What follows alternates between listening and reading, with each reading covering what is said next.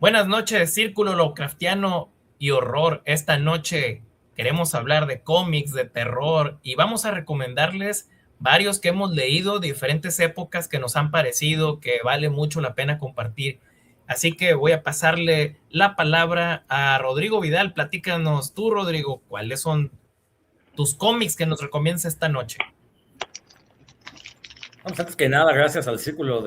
Pues mira, yo voy a comenzar con unos cómics, bueno, con un cómic, si quieren vamos uno por uno y así ya nos vamos rolando.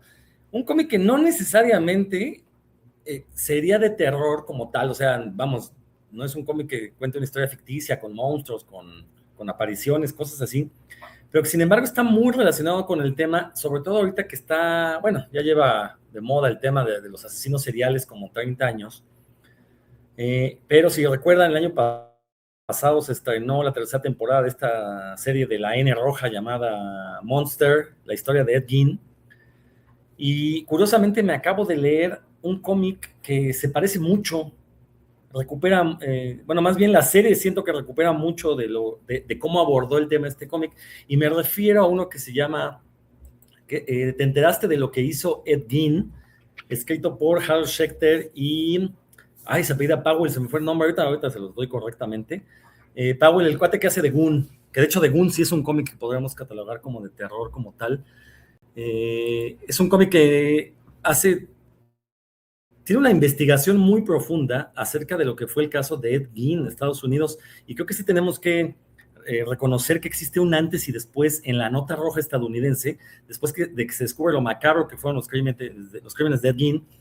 Para los que no lo recuerden, si es que no vieron la serie o si es que no son tan aficionados a los asesinos en serie, Ed Gein fue este personaje que vivía en una granja en solitario, de repente por azares del destino, y les recomiendo o que vean la serie o que lean este cómic.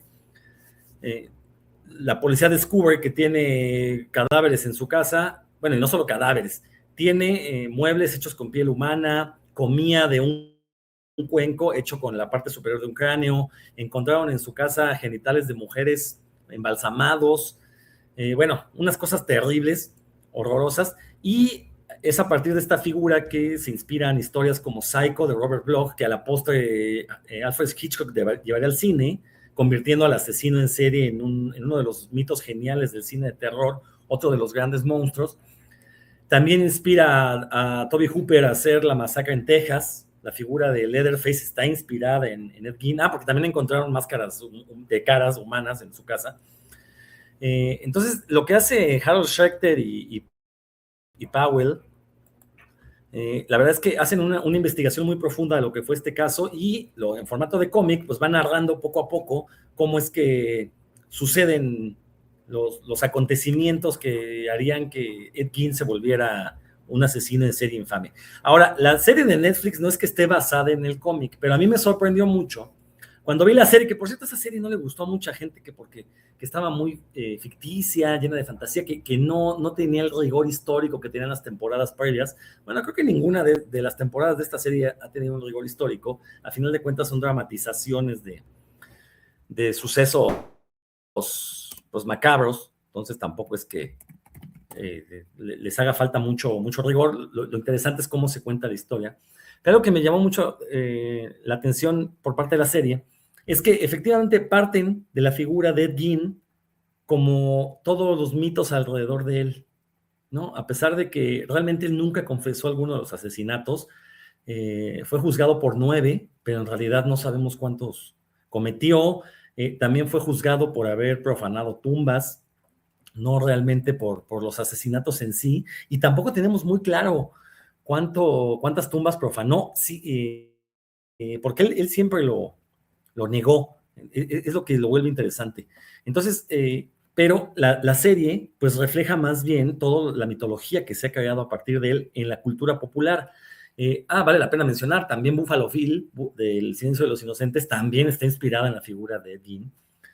Entonces, y cuando empiezo a leer el cómic, pues el cómic empieza precisamente con Alfred Hitchcock explicando por qué decidió hacer una película, primero, por qué adaptar la novela de Robert Bloch, que es todo un clásico de las novelas de asesinos en serie, y por qué se le hizo tan fascinante la figura de Ed Gein.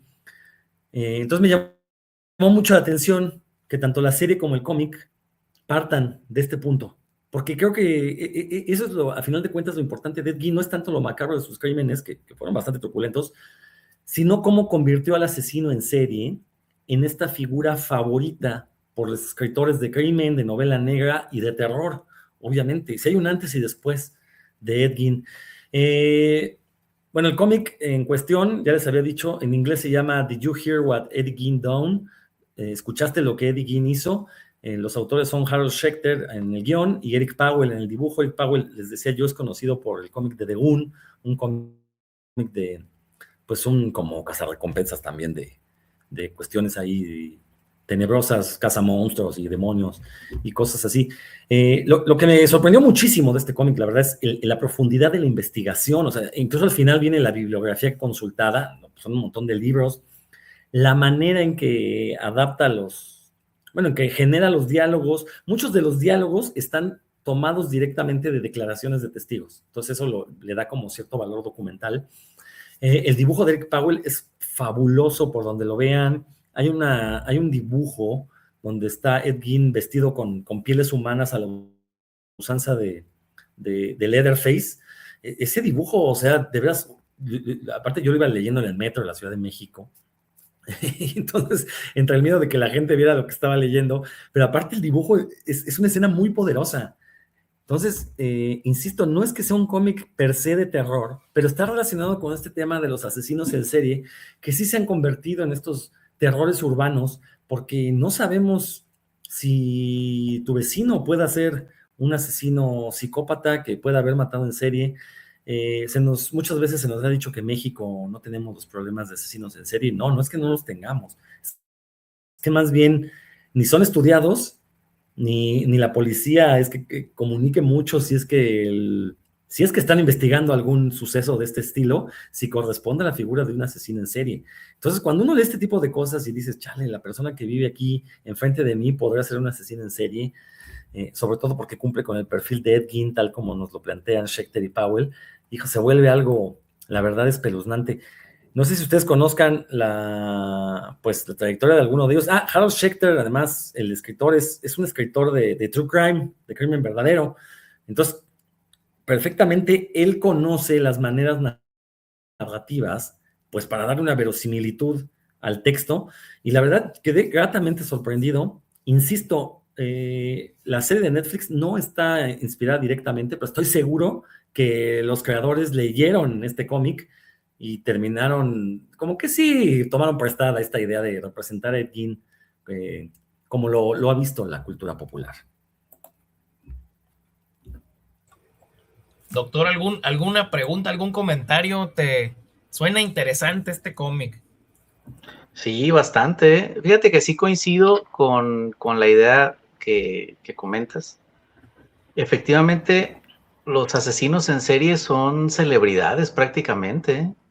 Hay una cierta fascinación que tenemos con estas historias, ya sea por lo cruel, lo mórbido, no sé.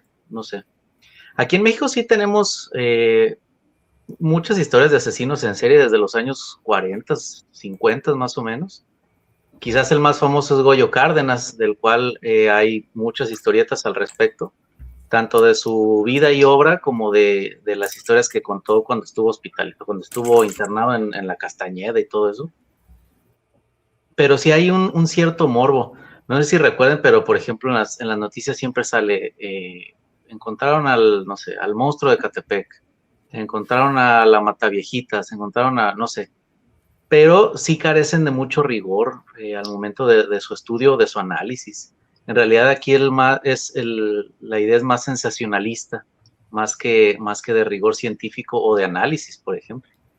Entonces sí coincido, no es que sea terror sobrenatural, por ejemplo, es el terror de saber que quizás estás durmiendo al lado de un asesino en serie, ¿no? Y de que si tu vecino es muy callado y muy reservado, pues probablemente sea también afecto a estas cosas, ¿no? Yo creo que es muy interesante ese cómic que planteas. Habrá que leerlo, no lo conozco, pero la idea detrás de ello es bastante interesante. Yo tengo muchas historietas de asesinos en serie, entre ellas las de Goyo Cárdenas. yo creo que sí le voy a dar una leída a ese cómic que recomiendas, es muy buena recomendación. Pues digo, ya que estamos hablando de historieta mexicana y de esto que de alguna manera, pues parece como es ajeno, pero en realidad, pues aquí lo tenemos y prácticamente si le rascamos, pues vamos a encontrar gente perturbada en todas las ciudades y no nomás ciudades, también en las rancherías y cosas que Sí. pasaron en la revolución con excesos de violencia. Pero bueno, ya que tú, doctor, estás tomando la palabra, yo te invitaría a que ahora nos hagas tú tu recomendación. ¿Qué nos invitas a leer tú? Como las propagandas del gobierno, ¿no? Consume lo local, consume lo nuestro. Mi área de gusto, lo que les quiero compartir hoy, son historietas mexicanas. Ya desde hace algunos ayeres he estado más enfocado en este subgrupo de la historieta, que son las historietas mexicanas de terror, y uno de los que más me gustan, tanto por el formato como por lo accesibles que son estas historietas de bolsillo. Bueno, hay varias que les quiero recomendar, pero vamos a empezar por esta, por ejemplo. Esta que es El libro siniestro. Estas historietas de bolsillo son de los años 90, no son muy, muy antiguas. De hecho, estas deben ser de mediados de los 90. Incluso muchos artistas que trabajaron aquí, después dieron el salto a Marvel o a otras empresas más notorias. Y lo que les quiero compartir es que estas pequeñas libritos de bolsillo siempre tenían dos elementos. El elemento sobrenatural, que lo vemos aquí, que es un demonio, y el elemento erótico, que son las chicas que lo acompañan. Muchas de estas se pueden encontrar en tiendas de revistas de segunda mano, en mercaditos, en bazares, en tianguis. Y la verdad es que como es considerada lectura de segunda clase o no sé, no es, como decía nuestro interlocutor anterior, a veces nos da pena que nos vean leyendo esto. Muchas de estas historietas pues eran descartadas, simplemente se leían y se tiraban. Por eso a veces es un poquito difícil encontrarlas, pero no son tan exageradamente antiguas que no las podamos ver. Esta, por ejemplo, es de 1997 y tiene una portada fenomenal, con una decapitación ahí. Eh, pues no sé, son bastante interesantes. Y claro, siempre agregaban, te digo, una chica en paños menores y bueno, títulos muy, muy sugerentes. Yo creo que de todas las que vamos a comentar hoy, esta sería quizás la más llamativa. Eh, y bueno, aparte del arte en portada, en interiores también tenían dibujantes bastante buenos. Por ejemplo, aquí aparecía Daniel Muñoz, Boris Lagarde, Migok Bertini, eh, Jan Basaldúa, que aquí todavía firmaba como Oscar Basaldúa. No sé, hay muchos artistas involucrados. Me parece que incluso en las temporadas en los ejemplares más altos, gente del calibre de Don Sixto Valencia también participó en estas colecciones. Por ejemplo, esta portada sí viene acreditada como Basaldúa. ¿Sí? Entonces, y pues obviamente fue parte de la última oleada de historieta mexicana que creo yo que vale la pena leer. Después de esto, bueno, cayeron en historietas francamente eróticas, si no es que hasta pornográficas. Entonces, esta fue la última, digamos, colección que tenía todavía argumentos rescatables, que tenía portadas llamativas, interesantes, y que era de un precio bastante accesible. Por ejemplo, esta última que les mostré costaba solo 3 pesos. ¿Sí? Bueno, por ahí se ve. Solo costaba 3 pesos y bueno, y estaban en oferta al 2 por 1. ¿Sí? Entonces, si las ven en tiendas de segunda mano, bazares, tianguis, etcétera, la verdad es que son muy buenas.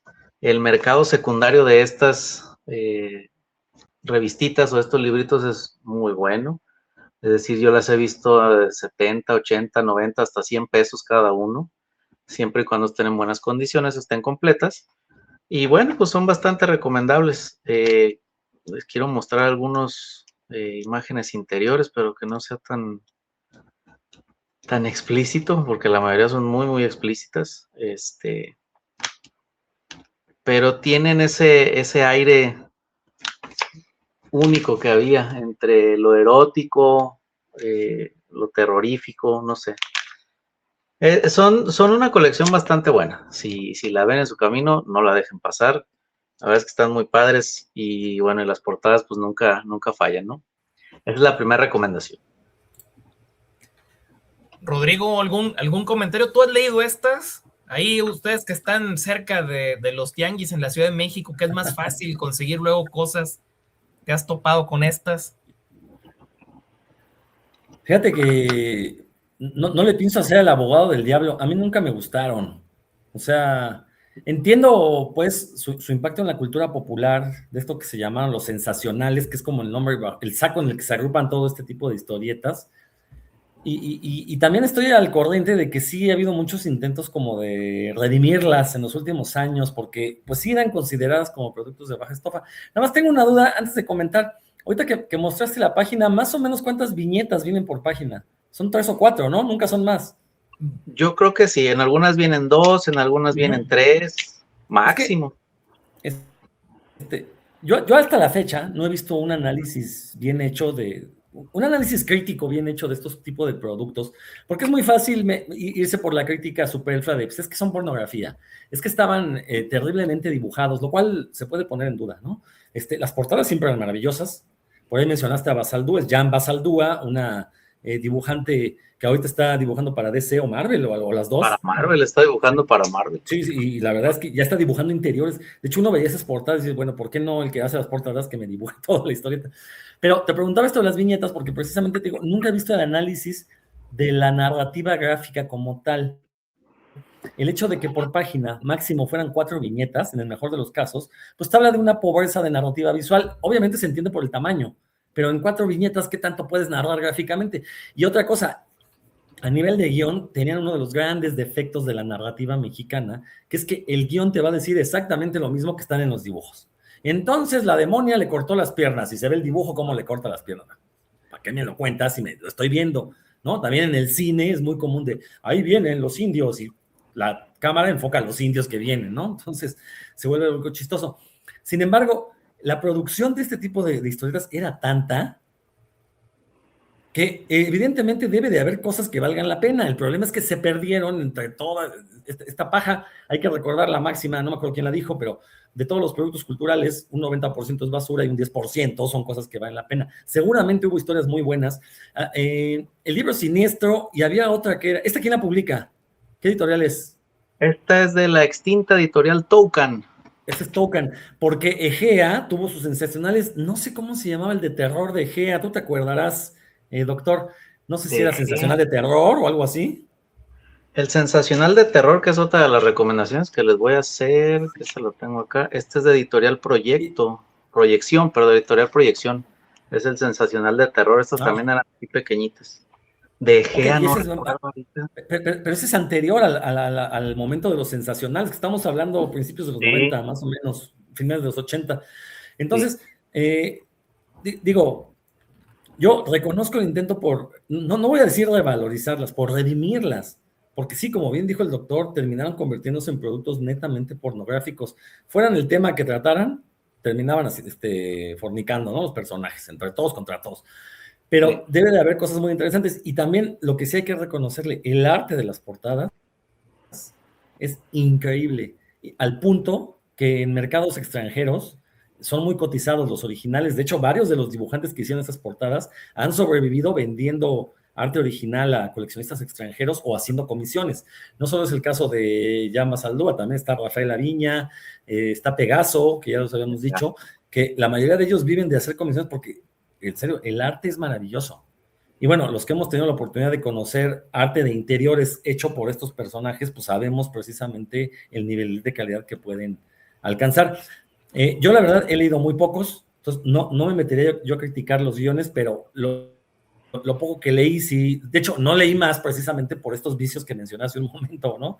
Que pues habrá quien los encuentre encantadores, a mí en lo personal me resultan cansinos, pero vamos, a final de cuentas, sí fueron el último resquicio de lo que fue la industria de la historieta mexicana. Desaparecieron los sensacionales y nos quedamos sin nada. Hay una escena comiquera que sí está produciendo, que está haciendo el esfuerzo, pero una industria como tal, pues se acabó con los sensacionales. Y yo no sé si los propios sensacionales fueron los culpables. Ahí también hace falta un análisis Sí, sociocultural. fíjate que en cuanto a análisis socioculturales, hace poquito me invitaron a participar el Instituto Nacional de Antropología e Historia eh, con ejemplares. Un escritor, no recuerdo ahorita su nombre, hizo un análisis de la narrativa que presentaban, pero los que eran más vulgares, los que eran prácticamente eróticos, que era el sensacional de chambeadoras, el sensacional de barrios, el sensacional de maestros, sensacional de chafiretes, no sé, los que eran los más vulgares. Y él hace el análisis diciendo que es un falso empoderamiento, que Sí. es una muestra muy pobre de lo que es la cultura popular, porque obviamente los chafiretes, los barrios, etcétera, no son nada más fue y se acostó con la vecina y después los cacharon y bueno, se convenció a la otra y ahora se acostó con la, o sea, todo ese tipo, toda esa narrativa que son los sueños guajiros del argumentista en turno. Eh, este autor hace ese análisis bastante atinado, pero el problema es que no tenían ejemplares. Me dice la persona de Lina, me dice, oye, ¿sabes qué? Es que el autor tiene pocos ejemplares en buen estado que se puedan escanear y compartir. ¿Nos podrías facilitar algunos de tu colección? Y sí, les presté como unas 100 portadas, no sé, algunas las utilizaron, algunas otras las dejaron ahí en reserva. Pero yo creo que son, no sé, es un garbanzo de libro uno de estos análisis. La verdad es que nadie se ha dedicado a hacer un buen análisis de estas historietas cuadraditas de bolsillo, que todas caen en este formato libro vaquero, como le dicen. Eh, y sí valdría la pena, por lo menos, hacerlo, si acaso temático, por ejemplo. Sí tiene razón que muchos de estos argumentos son bastante simplistas en el sentido de que, ok, hay un demonio que está seduciendo aquí a las damiselas pobremente vestidas y bueno, alguien las rescata o se van al infierno todos, no sé.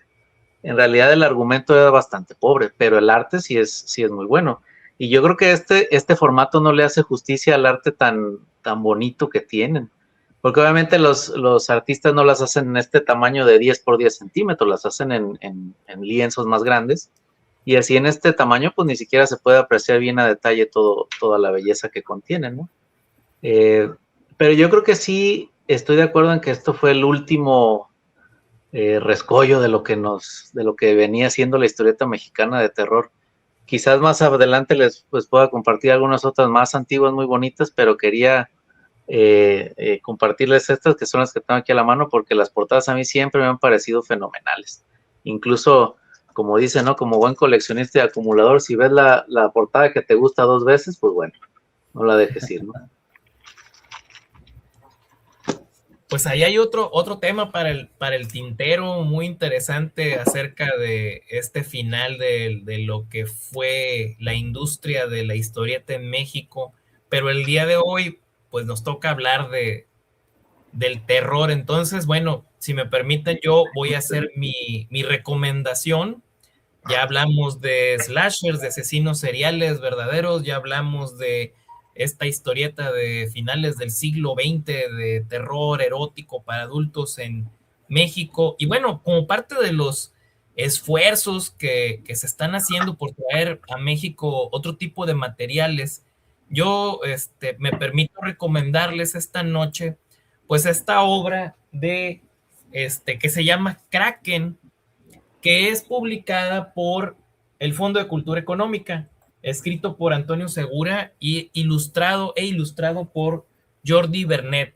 Y pues es muy interesante que en este tipo de historietas donde el terror toma diferentes formas, aquí tenemos una serie de historias cortas dentro de este universo. Yo me imaginaba que esto era Buenos Aires, que esto podía ser la Ciudad de México, donde la fuerza pública, la policía o si lo quieren ver así como protección civil, tiene un departamento especializado para las cosas que ocurren, los crímenes que ocurren o los problemas que ocurren en el drenaje.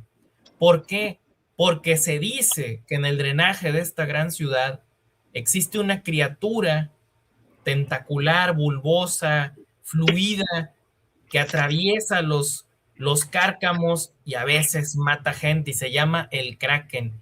Nadie tiene una muestra de él, nadie lo ha visto y vivido para contarlo, y sin embargo, muchas veces crímenes que ocurren en esta ciudad se le achacan a él.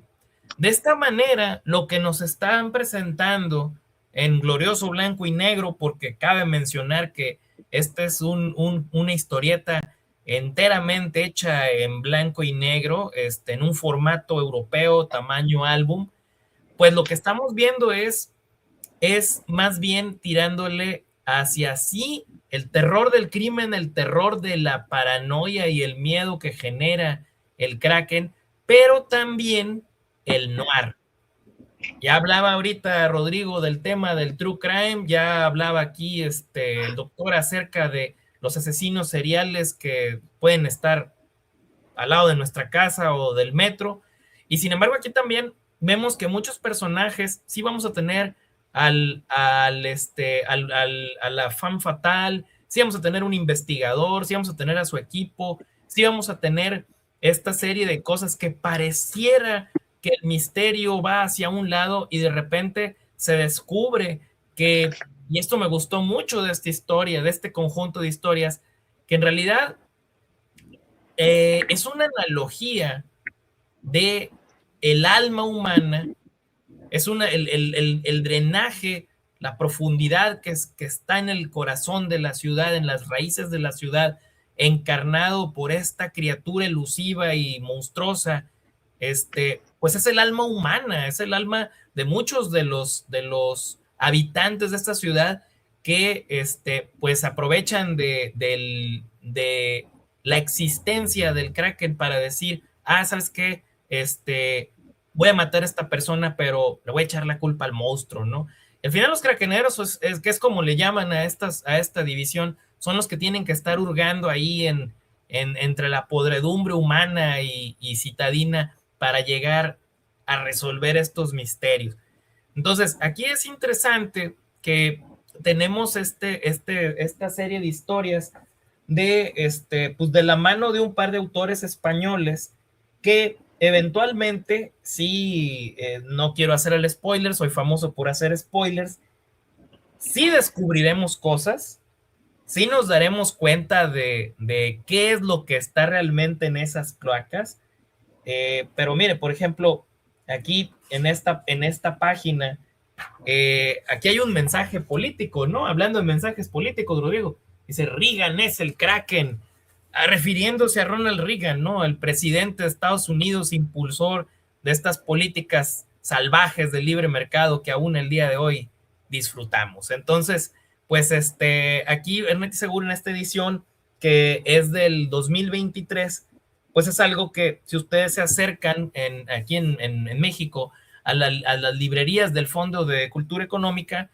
pues lo pueden encontrar todavía. Yo pienso que todavía está disponible porque lo compré hace 3 años. Entonces mi recomendación es Kraken de Antonio Segura y Jordi Bernet, de quien tal vez más adelante, ¿verdad? Si ustedes quieren, pues pudiéramos estar hablando de crimen y de noir, pues de otra gran obra de Bernet que es Torpedo, pero la dejamos para después. Los comentarios, ¿qué les parece la recomendación? Fíjate que yo creo que ahorita estamos aquí en el círculo Lovecraftiano. Uno de los conceptos que siempre me llamó la atención de Lovecraft era este terror a lo desconocido. Como dices, este Kraken que vive en las alcantarillas, pues también lo asociamos con algo desconocido. No sabemos quién es, no sabemos de qué se trata, pero sabemos que hay algo que está matando personas o que está ahí abajo. Y es ese terror a lo desconocido lo que funciona muy bien. No nada más son los tentáculos, la sangre, el gore, etcétera. Es ese terror a lo desconocido, por lo cual él fue muy famoso por ese estilo. Yo creo que el Fondo de Cultura Económica yo creo que es de los pocos bastiones ahorita de material europeo y de material de muy buena calidad. Trajeron ¿cómo se llama Bueno, han traído muchas novelas gráficas muy buenas. A Hugo Pratt, por ejemplo. A Hugo Pratt, ese es el que tenía en mente, a Hugo Pratt. Y a precios bastante accesibles, que también es otro de los grandísimos problemas de la historieta actualmente, que todas son en precios inalcanzables, pero el Fondo de Cultura Económica con estos formatos europeos grandes, de buena calidad, el papel de muy buen gramaje, yo creo que debe estar todavía disponible. Lo he visto, creo, no me acuerdo si lo compré también y lo tengo aquí en la pila de libros que tengo pendientes de leer, pero sí, me llama mucho la atención. Yo creo que sí le voy a dar también una leída. Muy buena recomendación.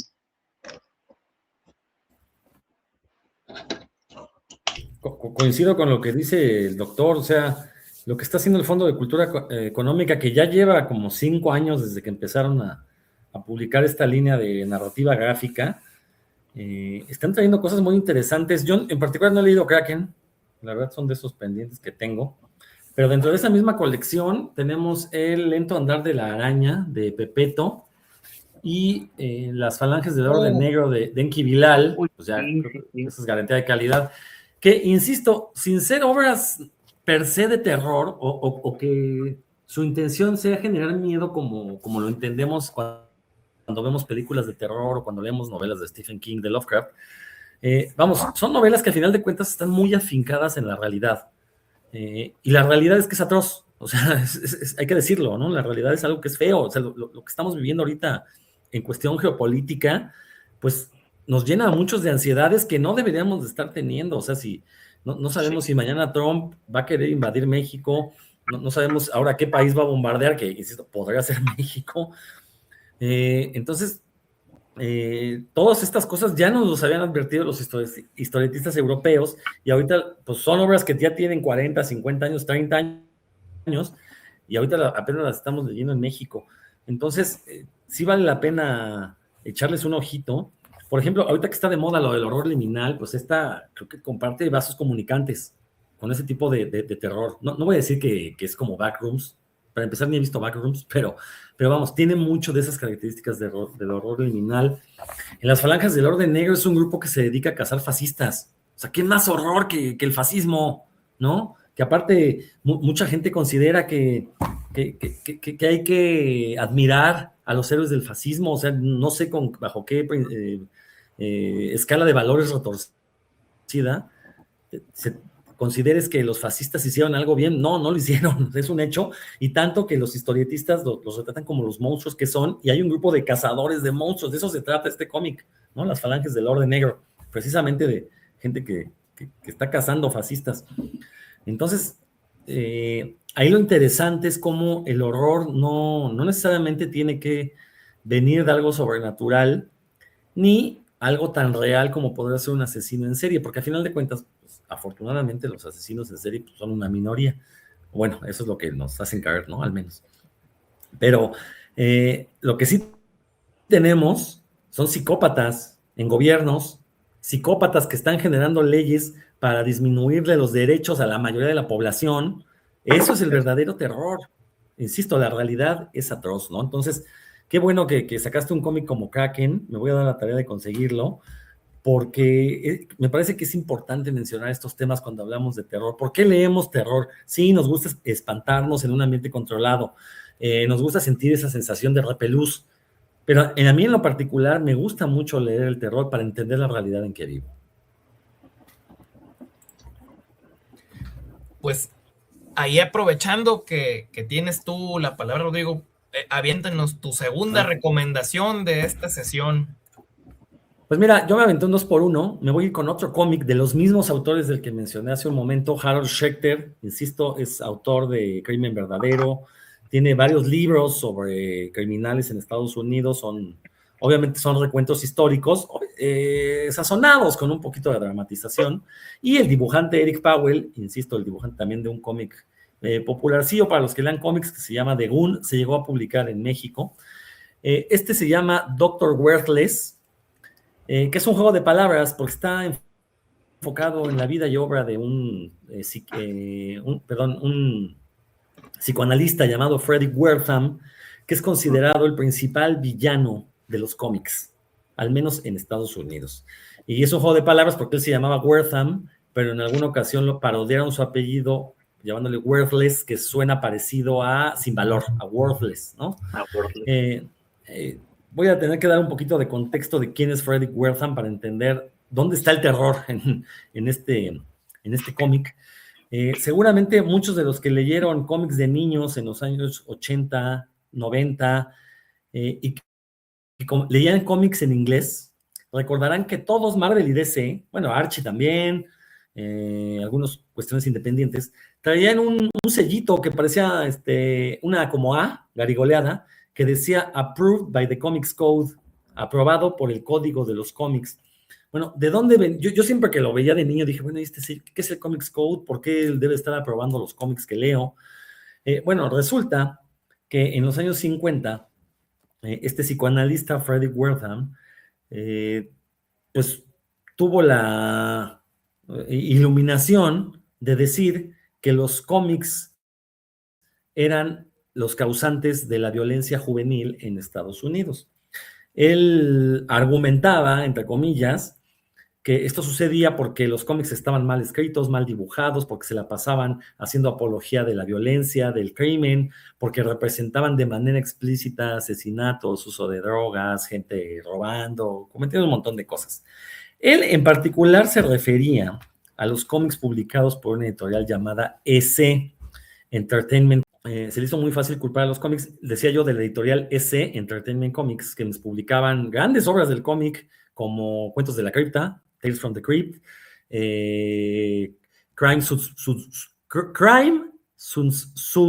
Suspense Stories, ¿no? Como historias de suspenso y de crimen, cosas así. Tenían cómics de guerra, tenían muchísimos cómics de terror y todos eran tremendamente explícitos, eran muy gore, tenían magníficos dibujantes como Wally Wood, uno de ellos, y eran muy populares entre la chamacada, porque pues violencia y sexo son de las cosas que siempre, que más van a vender. Entonces, él tomó como referencia algunos paneles y portadas de estos cómics y presentó un caso ante el Senado de Estados Unidos. Pues hay que recordar, en los años 50 estaba el macartismo en pleno auge, estaban cazando brujas, a cualquier persona que trajera una playera de color rojo lo acusaban de comunista, entonces andaban buscando no quién la debía, sino quién les pagara.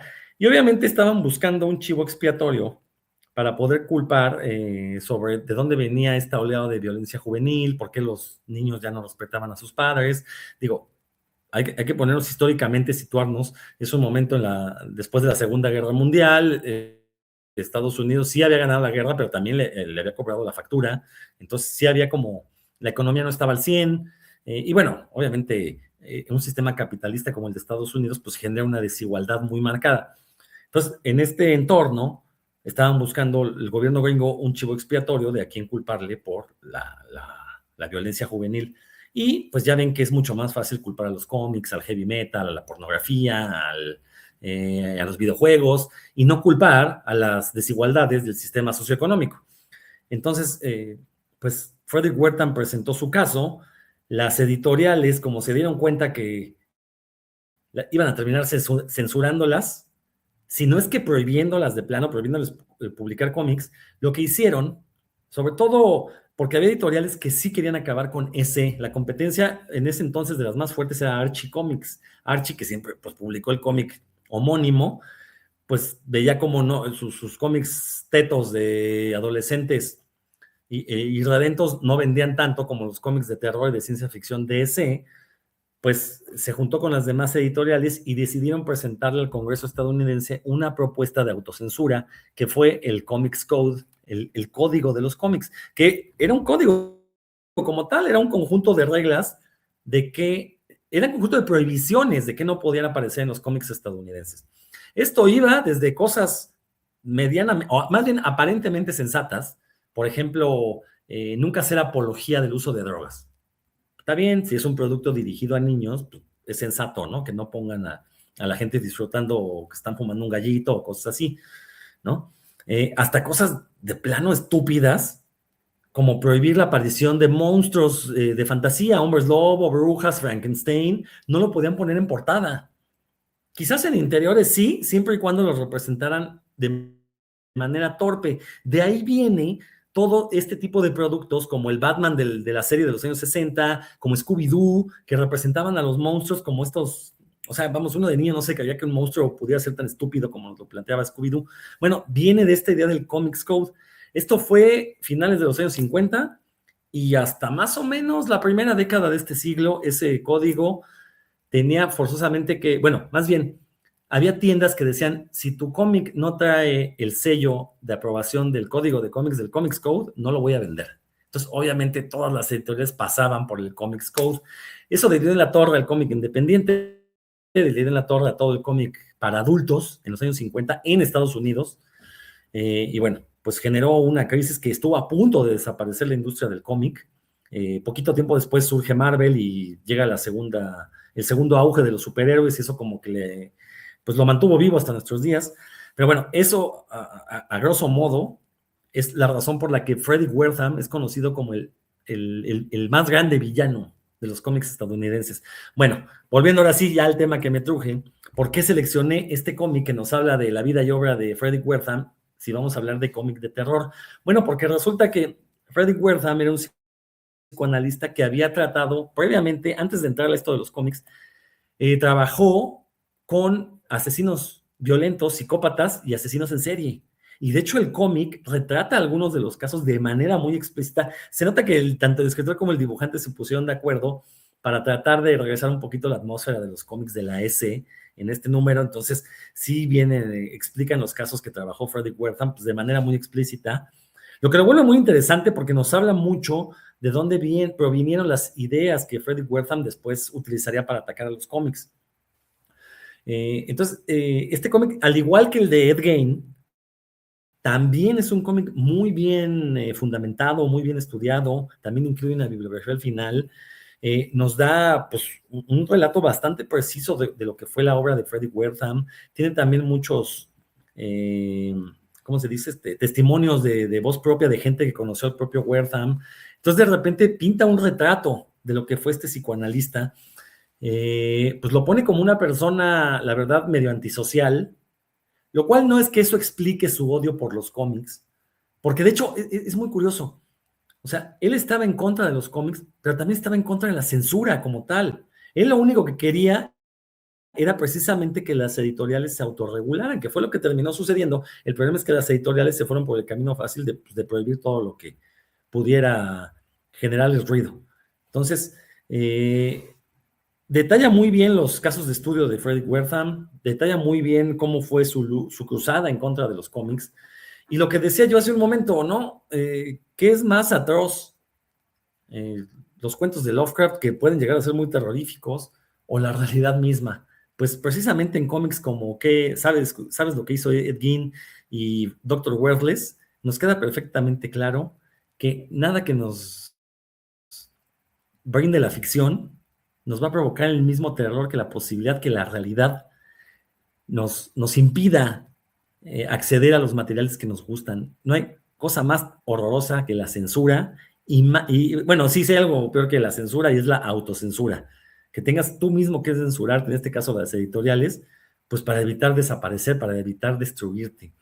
Entonces, Dr. Worthless, una gran lectura, sobre todo si les interesa la historia de los cómics, e insisto, el arte de Eric Powell es maravilloso. Quizás el único defecto que tenga en comparación con el de Ed Gein es que este está escrito más a manera de prosa ilustrada, más que un cómic como tal, con globos y diálogos y cosas así. Pero bueno. Vamos a cederte la palabra, doctor, con tu segunda recomendación. Sí, 5 minutitos, porque el tiempo se nos acaba. La recomendación es esta colección, extraño pero cierto. Esta colección es un poquito más antigua que la otra que les comenté, esta es de los años empezó en los 80s, perdón. Empezó en el 79, 80 por ahí y continuó hasta los años 90. En esta colección de Extraño pero Cierto, lo que se retoma no nada más es el terror, sino un elemento también paranormal. Los primeros números siempre incluían esta, no sé, idea de que, por ejemplo, hablaba con los muertos, el terrible secreto de Moctezuma. O sea, sí tenían un cierto elemento histórico más o menos presentado como real, de ahí el título de Extraño pero Cierto, y un elemento paranormal como esta cabeza decapitada, ¿no? Pero también siempre incluían, como dice nuestro interlocutor, este elemento real, este elemento donde tú saliendo de tu casa y encontrándote con un carrusel, ese carrusel va a estar poseído, va a estar endiablado, ¿no? Como este carrusel diabólico, no sé. Brujas, satanismo, apariciones, por ejemplo, esta portada también es hermosa, las apariciones, dice, de la mujer del parque. Claro que siempre también agregaban un elemento relativamente erótico, pero era más bien nada más el atractivo visual, digamos. En interiores no eran eróticas, eran de terror, pero de terror sobrenatural, y la verdad es que eran muy buenas. Hacia el final de su publicación, pues sí empezaron a incluir ya otros elementos, por ejemplo, esta sacerdotisa que podía predecir los temblores, pero bueno, también usaba poca ropa. Y también aparecían pues estos asesinatos rituales, ¿no? Yo creo que esta colección, al igual que la anterior, trataban de mezclar este elemento de terror con un elemento parcialmente erótico, no tan explícito como la anterior, pero sí presente, que prácticamente es omnipresente en la mayoría de estas publicaciones de bolsillo. Pero te digo, siempre con esta situación que pudieras tú identificarte con ello. A lo mejor no con la historia de Moctezuma, porque pues obviamente esto fue mucho antes de que cualquiera de nosotros estuviera aquí. Pero por ejemplo, esto de que hablaba con los muertos. El hablar con los muertos o los necromancers o nigromantes, como es la traducción más aproximada. Esto siempre ha causado asombro, terror, etcétera. Las sesiones espiritistas, el hablar con los muertos, el traer a los muertos de regreso. Eso nos genera una parte de terror, aunque también pudiera identificarse como esperanza, es decir, nos dan la esperanza de que hay algo después de la muerte, ¿no? Pero Lovecraft mismo lo decía, comunicarse con el más allá no nos lleva más que a la locura. El darnos cuenta de que existe algo más de lo que podemos ver o de lo que podemos interpretar de nuestra realidad nos va a llevar a la locura o a la muerte, que es como terminan la mayoría de sus historias. Entonces, esta recomendación es, si ven estos libritos igual de Extraño pero Cierto, no los dejen pasar, son muy buenos. El arte en portada es medianón, o sea, no es así extraordinariamente fenomenal, pero el arte en interiores es muy bueno. También tienen esa limitante del tamaño, pero la verdad es que los argumentos, las historias, todo eso eran muy buenas. Son muy entretenidas, son muy económicas. Entonces, para no robar más tiempo, Extraño pero Cierto, una recomendación de material 100% mexicano. A ver, ahí te nos habías cortado, Rodrigo, pero creo que Sí, aquí hay hombre. un punto de comparación interesante. Tú mencionabas los cómics de ese y mencionamos ahorita el tema de la censura y también cómo esto que en México eran los famosos cuentos de brujas, eran reimpresiones de ese en México. Y hace rato el doctor mostraba una decapitación que curiosamente fue una de las evidencias que el doctor presentó de miren lo que está llegando a nuestros jóvenes, y era este asesino serial con un hacha sosteniendo una cabeza de una mujer decapitada. Entonces, bueno, antes de que se nos acabe el tiempo, Rodrigo, un comentario rápido sobre lo que estabas diciendo. Digo, no sé en qué momento se me cortó el internet y pues me expulsó, pero había terminado yo diciendo que no, no sé qué sea más terrorífico. O sea, un cuento de Lovecraft que sí genera mucho terror, un cuento de, no sé, de Stephen King. Yo no soy muy fan de Stephen King, pero pues es muy popular. Un cuento de Clive Barker, o la realidad misma, ¿no? Y sobre todo en el caso de Dr. Wordless, que era lo que estaba hablando, creo que no existe algo más terrorífico que la censura, o quizás sí, la autocensura, ¿no? Entonces, bueno, ya no alcancé a escuchar por completo cuáles eran los títulos que nos hablaba el doctor ahorita, pero bueno, la tradición del cómic de terror en México es vasta, siempre. Digo, es que es uno de los géneros, de los principales géneros y cuando se hace cine, cuando se hace literatura, pues siempre va a aparecer el terror. Y en México en particular, es muy curioso, somos el primer país en el mundo en consumir cine de terror, pero curiosamente casi no lo producimos, ¿no? Entonces, ahí hay una contradicción, pero en la historieta siempre hubo cómic de terror, ya sea porque era directamente dentro del género, o cómics de otro estilo que en algún momento incluían atmósferas terroríficas. Me refiero, por ejemplo, a cómics como Chanok, Calimán, que no es que per se fueran de terror, pero de repente se aventaban algunos números con estas historias lóbregas, pues precisamente para darle variedad a las historias que presentaban.